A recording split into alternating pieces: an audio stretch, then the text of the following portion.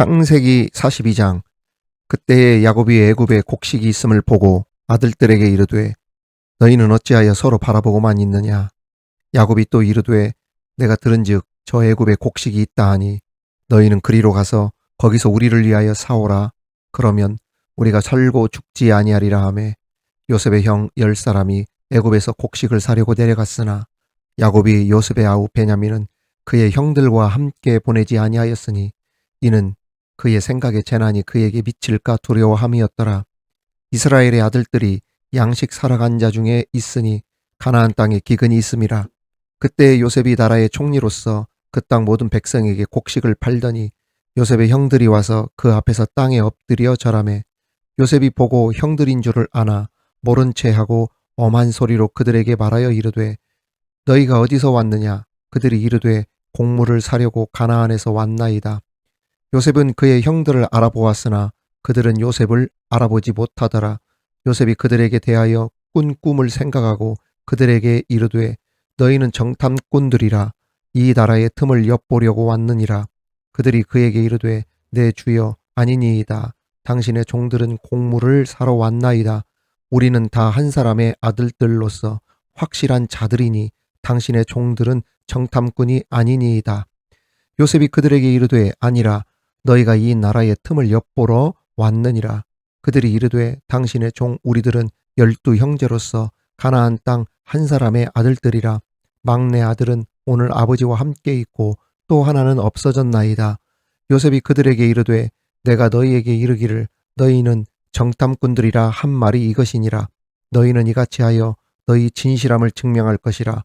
바로의 생명으로 맹세하노니 너희 막내 아우가 여기 오지 아니하면 너희가 여기서 나가지 못하리라. 너희 중 하나를 보내어 너희 아우를 데려오게 하고 너희는 같이어 있으라. 내가 너희의 말을 시험하여 너희 중에 진실이 있는지 보리라.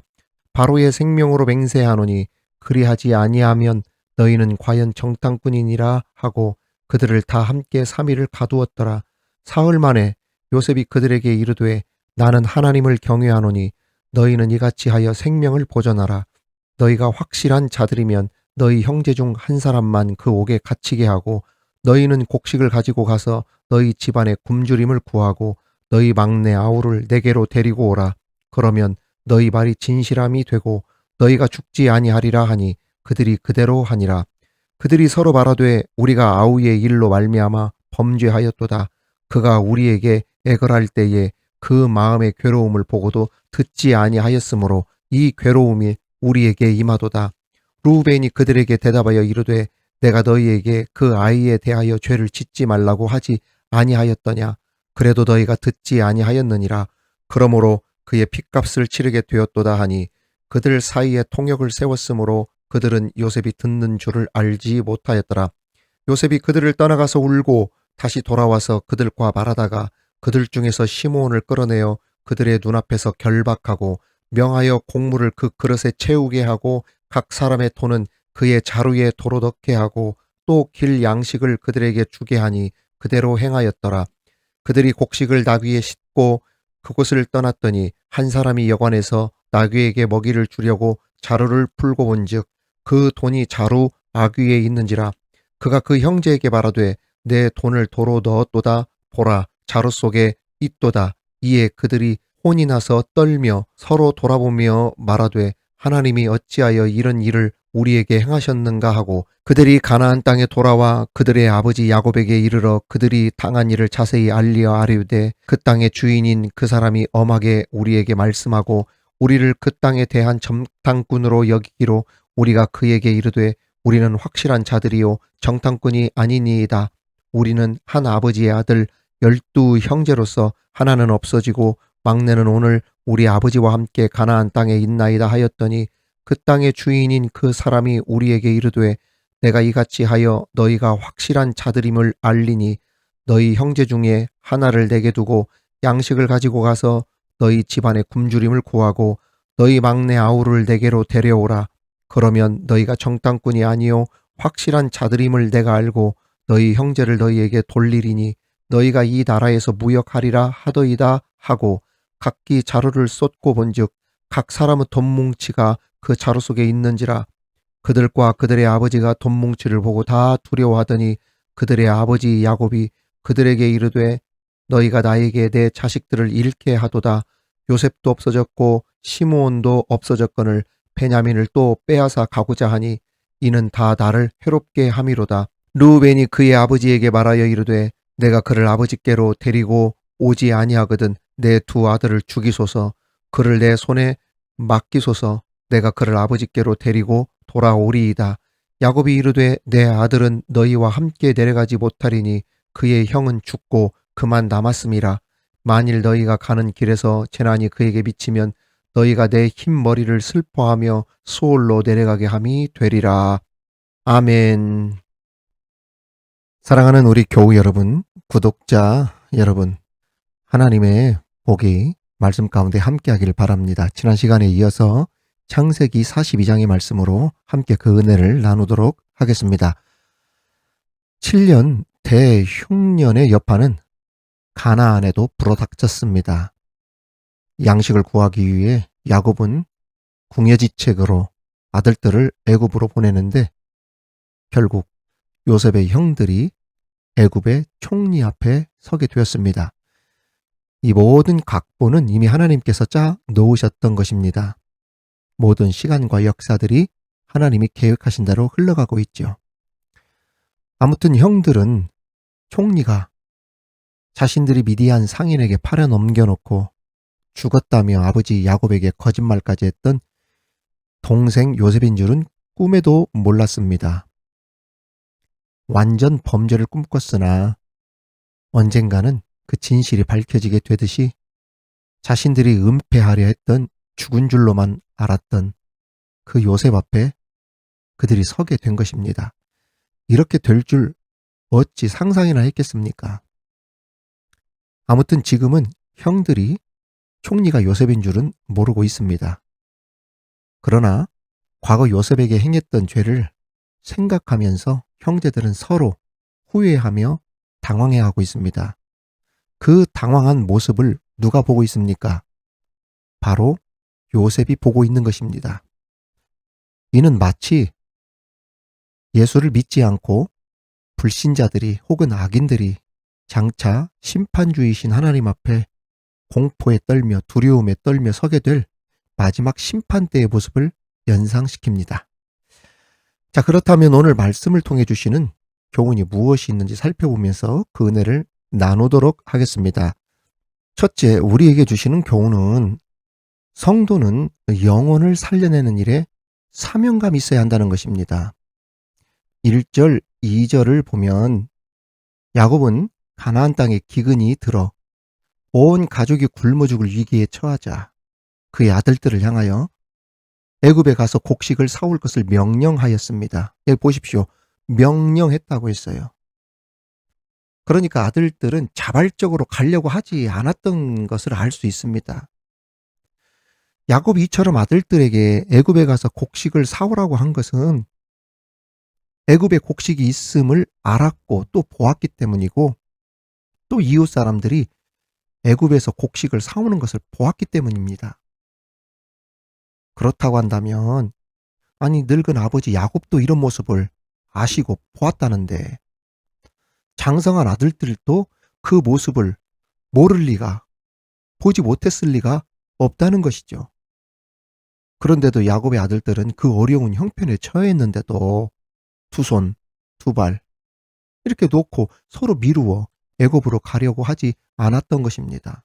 그러니 책망하는 어쩌로 가서 가만히 있지 말고 애굽에 가서 곡식 좀 사와라 이렇게 한 것 아니겠습니까?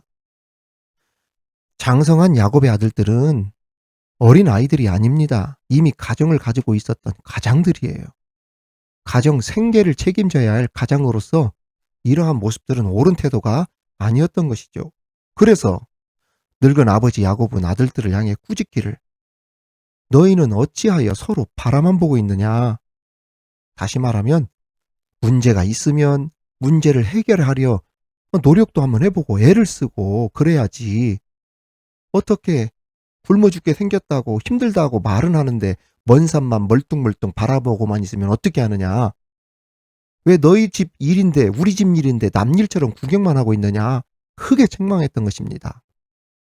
더 쉽게 말씀드릴까요? 야 이놈들아, 가족들이 나 앉아 죽게 생겼는데 가장이면 가장답게 어서 빨리 애굽으로 가서 양식을 사오도록 해라. 그제서야 아들들이 움직이게 되었던 것입니다. 이러한 사실을 대하면서 한 가지 중요한 영적 교훈을 얻게 됩니다. 그것은 성도는 영적으로 굶주려 있는 영혼들을 구원하는 일에 열심을 내어야 한다는 것이죠. 우리 생명 다하는 날까지 그래야 됩니다. 참으로 이 세상은 영적 기근을 당하여 참된 생명의 양식을 먹지 못하므로 영적으로 굶주려 있는 영혼들로 가득 차 있습니다. 그리고 그러한 세상을 향하여 우리 주님은 우리들에게 말씀하시기를, 이렇게 영적인 굶주림에 지쳐 있는 자들이 많은데 생명의 양식을 하루라도 멈추지 말고 공급하여 살려내는 그 사명을 감당해야 된다. 그 사명을 우리에게 맡겨주신 거예요. 그런데 우리들은 마치 야곱의 아들들처럼 우리 모두에게 주어진 영혼 구원의 사명을 서로 미루어 방관만 하고 손발 다 놓고 포기하듯 내 신앙만 지키기에 급급한 채 신앙생활을 하고 있는 모습을 봅니다. 야곱이 그의 아들들을 책망하며 꾸짖었던 말씀을 이젠 우리들이 무엇으로 들어야 할 때다. 주님의 음성으로 들어야 할 때입니다. 얘들아, 너희는 어찌하여 서로 바라보고만 있느냐? 왜 관망하고 있느냐? 가서 구해내야 되지 않겠느냐? 우리가 이 사명을 충실히 제대로 감당하지 못하면 주님으로부터 엄중한 심판을 면치 못할 것입니다. 저 또한 이 사역이 사실 바쁜 생계와 연관이 되어 있음에도 계속해서 이 미드바라 사역을 감당하는 이유가 무엇이냐? 바로 이것 때문에 그러는 거예요. 사임했다고 무조건 쉬는 것이 아니라 어떻게든 나에게 맡겨준 이 사명을 그래도 힘이 닿는 한 최선을 다하려고 하는 이유가, 우리 모든 사람들에게, 특히 주의 종에게 영혼을 살려내는 그 사명감을 하나님이 주셨기 때문에 지금 이 일을 하는 것 아니겠습니까?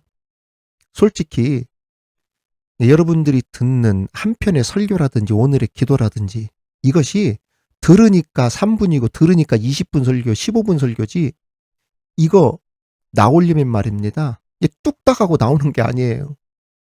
매일매일 이런 영의 양식을 준비하는데 소비되는 시간이나 에너지, 열정은 말로 할 수 없을 만큼 들어갑니다.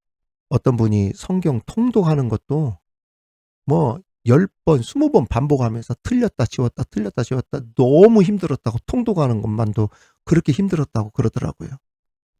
아무튼 이렇게 하다 보면 일은 일대로 해야 되지, 생계는 유지해야 되지, 그 중간에서 얼마나 많은 고민을 하는지 모릅니다.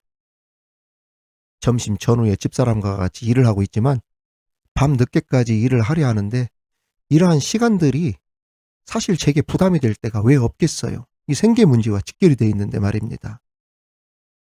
그래서 막 고민하기를, 내가 이걸 조금 줄일까? 그만해야 되나? 일주일에 한두 번만 할까? 이런 고민들이 솔직히 있습니다. 그런데 제가 간증인데 말입니다.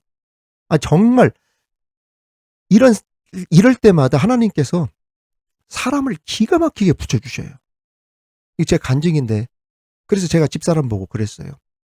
자, 하나님께서 말이다, 참 내 고민하는 시간만큼 말씀 준비하고 기도하라고 채워주신다.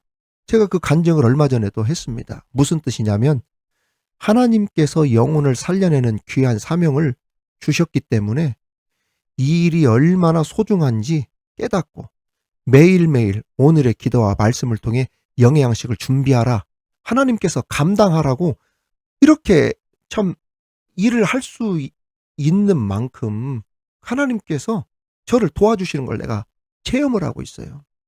참 그러한 의미로 저만 이 귀한 사역을 하는 것이 아니라 저를 위해 기도해 주시는 분들이 엄청난 사명을 감당하고 있다고 여러분 자부심과 함께 보람을 크게 가지셨으면 합니다. 아무튼 너희는 애굽으로 가서 거기서 우리를 위하여 곡식을 사오라. 그리하면 우리가 살고 죽지 아니하리라. 야곱의 요청을 세상에 죽어가는 영혼들을 보고도 가만히 있느냐, 가서 빨리 살려내야 한다, 라고 하는 주님의 음성으로 듣고 이 귀한 사명을 충실히 감당해 나갈 수 있는 우리 모든 교우들, 구독자들 되시기를 주님의 이름으로 축원합니다. 두 번째 우리에게 주시는 교훈은 하나님의 뜻과 행하심을 믿고 나가는 자가 실패하는 것 같아도 결국 승리한다는 것입니다. 9절에 보면 요셉은 형제들에게 대하여 꾼 꿈을 생각하였다라고 기록하고 있습니다. 자, 9절 볼까요? 요셉이 그들에게 대하여 꾼 꿈을 생각하고 그들에게 이르되 너희는 정탐꾼들이라 이 나라의 틈을 엿보려고 왔느니라. 보십시오. 꾼 꿈을 생각하고 누가? 요셉이.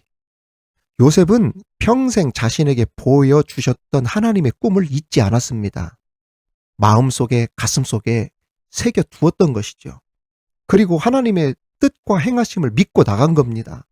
형들이 자신 앞에 엎드리는 모습을 보고 요셉은 하나님께서 자신에게 주신 꿈이 바로 이 현재의 상황을 예시한 것임을 깨달았던 것이죠. 만일 요셉이 꿈을 잊고 살았다면 하나님의 뜻과 행하심을 믿지 못하고 그냥 지나쳤다고 한다면 이러한 상황들도 그냥 지나쳤을 거예요. 그러나 오래전 하나님께서 꿈을 통해 보여주신 계시, 하나님의 뜻을 가슴속에 늘 간직하고 있었기에 요셉은 깨달을 수 있었고 알 수 있었던 것입니다. 그래서 모진 고난 속에서도 절망하지 않고 하나님의 뜻이 있음을 잊지 않고 나가다 보니까 결국 이러한 승리의 영광의 자리에 설 수 있었던 것이죠. 또한 요셉이 형들에 대한 그 배신감, 분노, 미움이 인간적으로 있었을 수도 있겠지만 그것을 어떻게 이겨낼 수 있었겠습니까? 하나님의 뜻을 바라볼 수 있는 믿음의 눈이 있었기 때문에 선으로 악을 이길 수 있었던 것입니다. 그렇습니다. 성도가 이 세상 속에서 고난을 당할 때 낭망하지 않고 승리할 수 있는 비결은 다른 데 없습니다. 요셉과 같이 하나님의 뜻과 말씀을 마음에 간직하고 하나님의 뜻이 반드시 이루어질 것을 믿고 나가는 거예요. 그러면 세상 사람들이 인간적으로 볼 때 너는 실패했다, 이제 끝났다, 두고 봐라, 이제 못 일어선다 그러지만 그 하나님의 뜻이 반드시 이루어질 것을 믿고 행하심을 믿고 나가게 되어지면 결국 그 사람이 실패 같으나 성공자가 되도록 이기게 하시고 하나님의 영광을 나타내도록 하신다는 거예요. 제가 담임 목회를 할 때 아들이 많이 아파 온 가족이 마음고생하며 힘든 시간을 보냈던 집사님 가족이 있었습니다. 예배를 마치고 나오는데 눈물을 글썽이시며 목사님, 우리 아들이 많이 좋아졌어요. 그런데 목사님, 너무 감사한 것은 우리 아들이 이번에 정말 아픈 일로 인해서 더 큰 은혜를 체험하고 하나님이 어떤 분이신지 그리고 나의 신앙이 그동안 어떠했는지 또한 기도의 힘이 이렇게 큰 줄 다시 한번 깨닫게 되었다고. 목사님, 이제 우리 아들이 왕쾌될 줄로 믿습니다. 눈물을 그렁그렁 흘리시면서 짧은 로비에서 만남을 통해 그 간증을 들었습니다. 그렇습니다. 하나님께서 이루어 가시는 뜻과 행하심을 가슴에 새기고 믿음을 가지니 극심한 고난과 어려움도 은혜가 되더라는 것이죠. 오늘도 그 사실을 기억하여 하나님의 뜻과 행하심을 믿고 나가며 기도로 승리하는, 말씀 붙잡고 승리하는 저와 여러분 되기를 주님의 이름으로 축원합니다. 마지막으로 성도는 값없이 베푸는 삶을 살라는 것입니다. 25절에 보면 요셉이 명하여 형제들에게 받은 돈을 그 자루에 도로 넣게 하였음을 알 수 있습니다. 이는 요셉이 자신의 사랑하는 부모와 형제들에게 먹을 양식을 주면서 돈을 받을 수가 없었기 때문이죠. 요셉의 이러한 행동은 죄인들에게 값없이 생명의 양식인 그리스도를 보내주신 하나님의 은혜를 생각나게 합니다. 요셉이 형제들에게 육체를 살리는 육의 양식을 값없이 거저 주었다면 하나님께서는 우리에게 영혼을 살리는 영의 양식을 값없이 거저 주심으로 우리를 살려주시는 은혜를 베푸셨죠. 만일 하나님께서 독생자 아들의 생명값을 우리들에게 요구하셨다면 이 세상 어느 누가 그 값을 지불하고 구원을 받을 수 있겠습니까? 만일 하나님께서 독생자 아들의 생명값을 우리에게 요구하셨다면 이 세상 어느 누가 그 값을 지불하고 구원을 받을 수 있겠습니까? 우리 인간 가운데 스스로 자신의 생명값을 지불하고 구원 얻을 자는 세상에 아무도 없습니다. 우리가 얼마나 큰 은혜를 입은 사람들입니까? 거저받은 은혜를 입었잖아요. 이러한 은혜를 입은 성도는 세상 속에서 다른 사람들에게 값없이 은혜를 베푸는 그러한 삶을 사는 여유가 있어야 돼요. 마음의 여유를 말합니다. 하나님께서 베푸신 사랑과 은혜를 내가 받았으니 나도 그 은혜와 사랑을 기억하면서 다른 사람들에게 값없이 은혜를 베풀고 이웃에게 어떤 어려움이 닥쳤을 때든지 기쁜 일이 있든지 선을 베풀며 이타적인 삶을 살아가야 한다는 것이죠. 이것이 바로 그리스도인들이 가져야 할 자세입니다. 자, 오늘 말씀 정리합니다. 성도는 영혼을 살리는 일에 관망하는 자세를 가지면 안 된다. 적극적으로 뛰어들어 사명을 최선을 다해 감당해야 된다. 또한 하나님의 꿈과 뜻, 행하심을 가슴속 깊이 새기고 믿음을 가지고 나아가면 실패하는 것 같아도 결국 그 사람이 승리한다. 마지막으로 값을 받지 않고 형들에게 양식을 보내준 것처럼 우리가 하나님께 거저받은 은혜를 받았는데 이제 나도 다른 사람들에게 값없이 베푸는 삶을 살자. 이 말씀 기억하며 오늘 하루도 승리하는 하루가 되기를 주님의 이름으로 축원합니다. 하나님 아버지 감사합니다. 영혼을 살리는 일에 최선을 다하는 우리들 되게 하여 주옵시고 우리의 가슴 속에 하나님의 뜻과 행하심을 믿고 힘들더라도 나갈 수 있는 우리들 되게 하여 주옵시며 값없이 받은 은혜 나도 다른 사람들에게 값없이 베푸는 그러한 사람으로 주님의 영광 나타내며 살게 하여 주옵소서. 예수님 이름으로 기도하옵나이다. 아멘.